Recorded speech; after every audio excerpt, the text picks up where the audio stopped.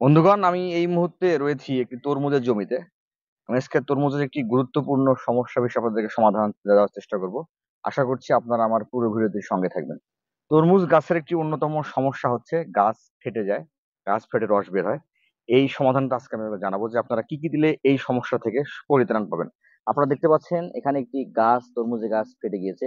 তরমুজের গাছে এরকম অসংখ্য জায়গায় ফেটে দিতে পারে, গোড়াতে ফাটতে পারে, গাছের উপরে কাণ্ডে ডগায় ফাটতে পারে। এই সমস্যাটা যখন হয় তাহলে কৃষক তরমুজের ফলন কাঙ্ক্ষিত কিন্তু পায় না। এই সমস্যা থেকে পরিত্রাণের জন্য আপনারা ব্যবহার করবেন স্কোয়ার কোম্পানির কপার ব্লু আর হচ্ছে বোরোসল।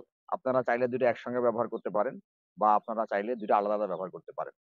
আর ডোজটা আমি বলে দিচ্ছি যে কপার ব্লু প্রতি লিটার পানিতে হচ্ছে 4 গ্রাম করে, বোরোসল হচ্ছে আপনার 1.5 গ্রাম প্রতি লিটার পানিতে।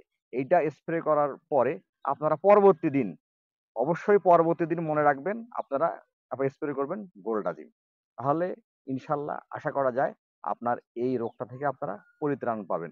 আপনারা কপার ব্লু স্প্রে করে দিতে পারেন, অথবা আমি দেখাচ্ছি আপনারা কপার ব্লু পেস্ট আকারে লাগিয়ে দিতে পারেন। যদি আপনারা পেস্ট আকারে লাগান তাহলে তবুও হবে, আর আপনারা স্প্রে করতে পারলে তবুও হবে। আপনারা দুটাই করতে পারেন। আর স্প্রে করলে অবশ্যই আপনারা সমস্ত গাছ জুড়ে স্প্রে করে দিবেন। যেখানে সমস্যাটা বেশি সেখানে একটু বেশি করে স্প্রে করে দিবেন। দর্শক, আশা করছি আপনারা আমার এই ভিডিও থেকে উপকৃত হবেন। সবাই ভালো থাকবেন। সবাইকে ভালোবাসার শুভেচ্ছা। আবারও দেখা হবে। আসসালামু আলাইকুম।